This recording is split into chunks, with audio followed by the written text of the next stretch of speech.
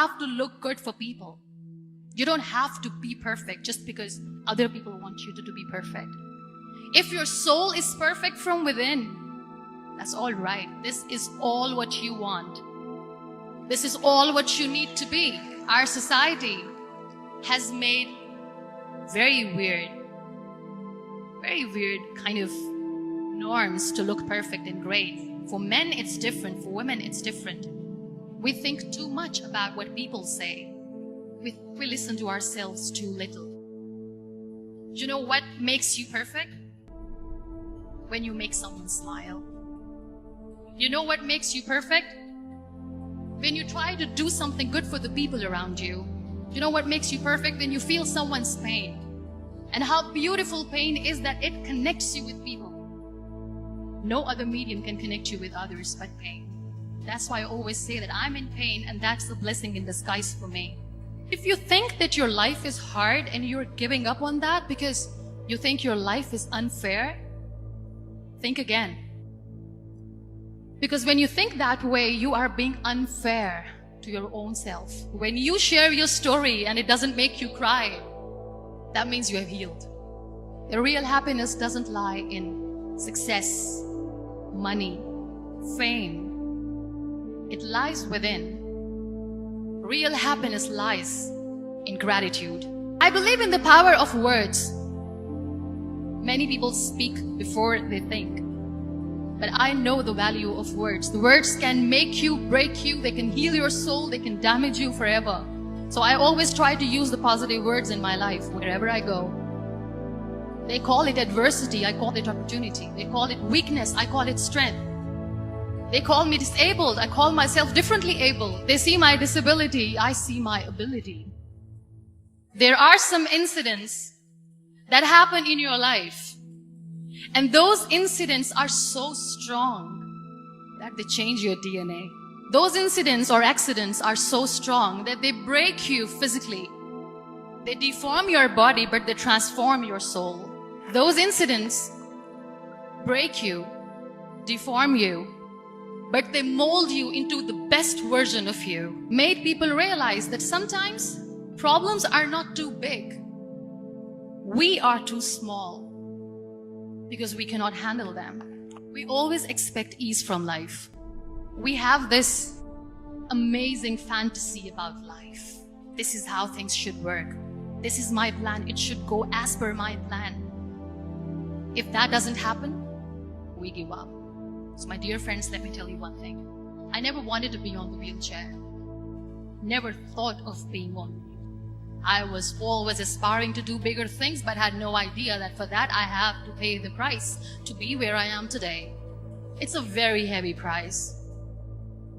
This life is a test and a trial. And tests are trials are never supposed to be easy. So when you're expecting ease from life, and life gives you lemons, then you make the lemonade, and then do not blame life for that, because you were expecting ease from a trial. Trials make you a stronger, better person. It is okay to be scared. It is okay to cry. Everything is okay, but giving up should not be an option. They always say that failure is not an option. Failure should be an option, because when you fail, you get up, and then you fail, and then you get up, and that keeps you going. That's how humans are strong. Failure is an option, should be an option, but giving up is not. Never. We have this thing in minds. We call it perfection. We want everything perfect. We want ourselves to be perfect. There is this image in our head about everything. Perfect life, perfect relationships, perfect career, perfect amount of money that we need to earn no matter what. Nothing is perfect in this world. We all are perfectly imperfect, and that is perfectly all right. That's all right. We were sent here not to become the perfect people. Those people who tell you how to look perfect, even those people are imperfect. Trying to fight this fear of looking imperfect. In all those imperfections, you have to listen to your heart. We are all in pursuit of something in life. Some people chase fame. Some people long to have more and more money. Some people wish to live a life with endless joy. And some people crave to have peace and contentment in their heart. But somehow or the other, we are all in pursuit of something. And in this pursuit, we tend to forget to celebrate what we have in this very moment. This beautiful gift called life. I received so many messages, so much love from all of you, and so many prayers. I also hear people saying that we want Muniba to walk again. We wish and pray that you walk someday, stand with your family and friends. And when I look at them, I say Amen. But deep inside, I ask myself, is this something that I truly wish for?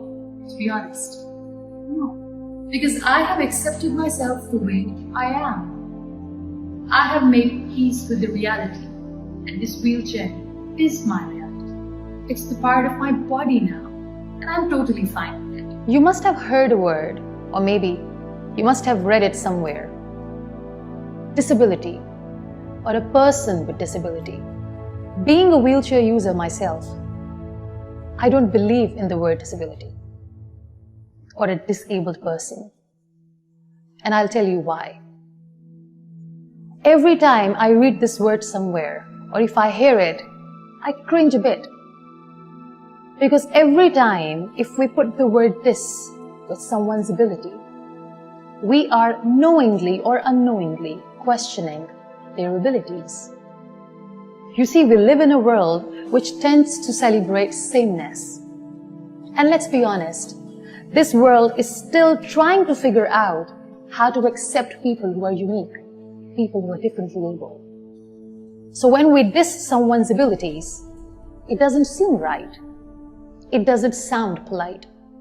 It doesn't sound respectful. So this word disability or a person with disability does not exist in my dictionary. Let's delete it from our dictionaries. Let's change the narrative. Now is the time. Every step that I take in my wheelchair and every word that I will say, it's going to pave a path for those who want to do something in life. People who have the courage and resilience to face the adversity. And also, it's going to pave the path for those who are ambitious. Life is a trial. And with time you realize that. I was 18 years old when I got married. And this thing I'm sharing for the very first time on an international level. I was 18 years old when I got married. I belonged to a very conservative family, a Baloch family, where good daughters never say no to their parents. My father wanted me to get married. And all I said was, if that makes you happy, I'll say yes. And of course, it was never a happy marriage. Just about after 2 years of getting married, about 9 years ago, I met a car accident. Somehow my husband fell asleep and the car fell in the ditch. He managed to jump out, saved himself. I'm happy for him. But I stayed inside the car and I sustained a lot of injuries. The list is a bit long. Don't get scared. I'm perfectly fine now. Radius ulna of my right arm were fractured. The wrist was fractured. Shoulder bone and collarbone were fractured. My whole rib cage got fractured. And because of the rib cage injury, lungs and liver were badly injured. I couldn't breathe. I lost urine and bowel control. That's why I have to wear the bag wherever I go. But that injury that changed me and my life completely as a person and my perception towards living my life was the spine injury. 3 vertebrae of my backbone were completely crushed and I got paralyzed for the rest of my life. One day, doctor came to me and he said, well, I heard that you wanted to be an artist, but you ended up being a housewife. I have a bad news for you. You won't be able to paint again because your wrist and your arm are so deformed, you won't be able to hold a pen again. And I stayed quiet. Next day, doctor came to me and said, your spine injury is so bad, you won't be able to walk again. I took a deep breath and I said, it's all right. The next day, doctor came to me and said, because of your spine injury and the fixation that you have in your back, you won't be able to give birth to a child again. That day, I was devastated. I still remember, I asked my mother, why me? And that is where I started to question my existence. Why am I even alive? What's the point of living? I cannot walk, I cannot paint, fine. I cannot be a mother. And we have this thing in our heads, being women, that we are incomplete without having children. I am going to be an incomplete woman for the rest of my life. What's the point? People are scared. They think I will get divorced. What is going to happen to me? Why me? Why am I alive? We all try to chase this tunnel. We all do this because we see light in the end of the tunnel, which keeps us going. My dear friends, in my situation, there was a tunnel that I had to roll on. There was no light. And that is where I realized that the words have the power to heal the soul.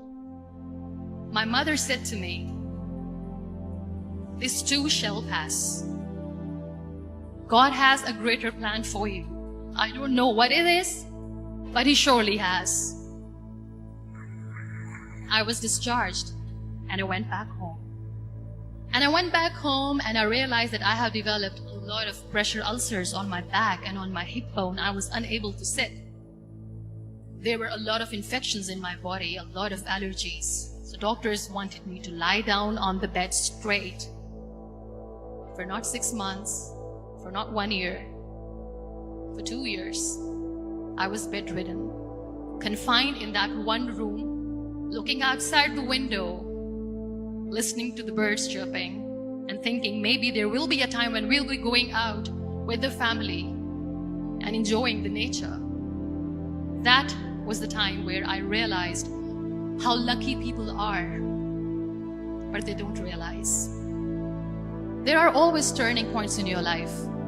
There was a rebirth day that I celebrated.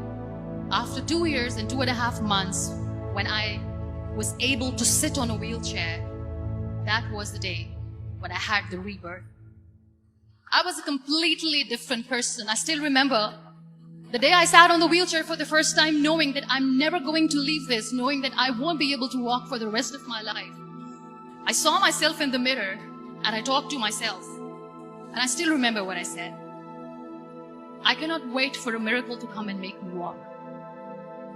I cannot sit in the corner of the room crying, cribbing and begging for mercy because nobody has time. So I have to accept myself the way I am. The sooner the better. And that day I decided that I'm going to live life for myself.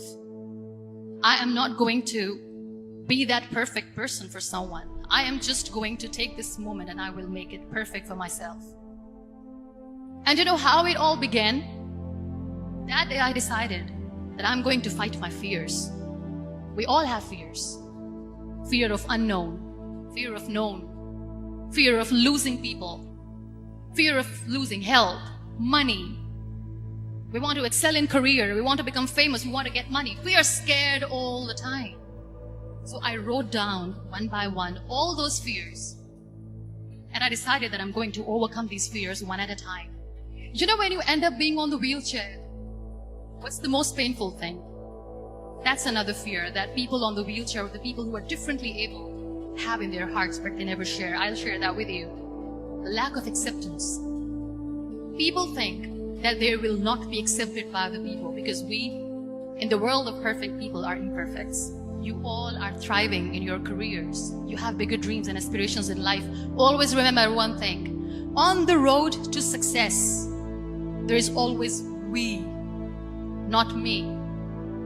Do not think that you alone can achieve things. No.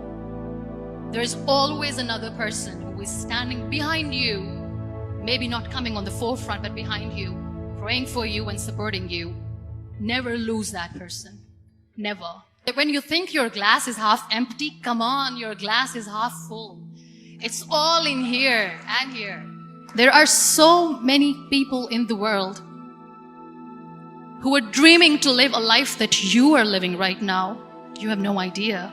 Embrace each and every breath that you are taking. Celebrate your life. Live it. Don't die before your death. We all die. We live this one routine of a day for 75 years and we call it life. No, that's not life.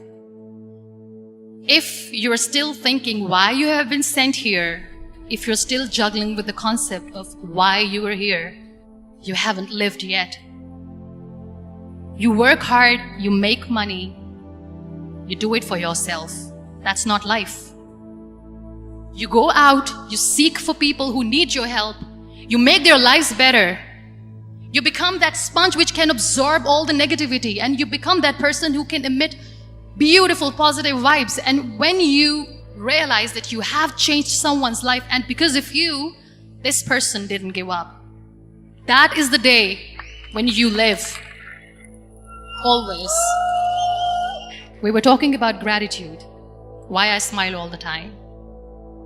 I cry all night when nobody sees me, because I'm a human and I have to keep the balance. And I smile all day because I know that if I will smile, I can make people smile. That keeps me going. Be grateful for what you have. And you will always, always end up having more. But if you'll cry and if you'll crib for the little things that you don't have or the things that you have lost, you will never ever have enough. Sometimes we are too busy thinking about the things that we don't have that we forget to cherish the blessings that we have. I'm not saying that I'm not healthy and that makes me unlucky. But yes, it is hard. It is hard when I say that I cannot walk. It is hard to say when I wear this bag. It hurts. But I have to keep going because never giving up is the way to live. Always. Live your life fully. Accept yourself the way you are. Be kind to yourself. Be kind to yourself. I'll repeat, be kind to yourself, and only then you can be kind to others. Love yourself and spread that love. Life will be hard. There will be turmoils, there will be trials, but that will only make you stronger. Never give up. The real happiness doesn't lie in money or success or fame. I have this all, I never wanted this. Real happiness lies in gratitude.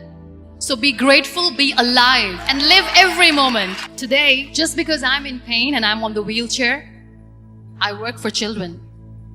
Being the head of CSR for a company, we conduct medical camps in far-flung areas of Pakistan where so many kids die because they don't have medical facilities.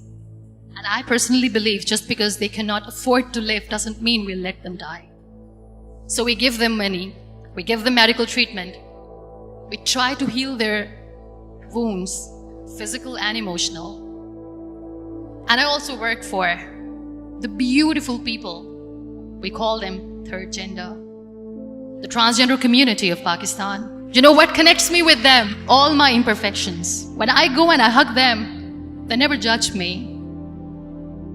And this very good friend of mine, her name is Bijli. She calls herself electricity. And I said, are you electricity? She says, no, I'm lightning. I'm as strong as lightning. Because we have very bad power outage, so she doesn't want me to call her electricity. So she says, I am very strong. I'm thunder, I'm lightning. She came to me and the first time I hugged her, she said, you are just like me. And I said, yes, I am like you. Because to people, we are so imperfect.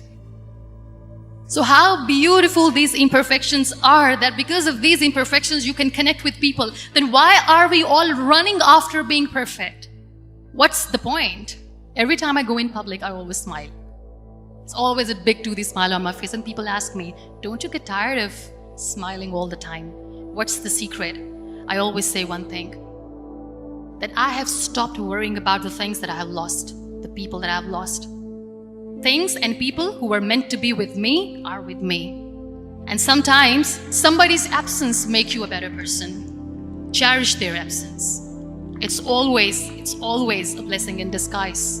I always say that people are so lucky they don't even realize. You must be thinking, okay, you're lucky in what sense? Well, the breath that you just took was a blessing. Embrace it.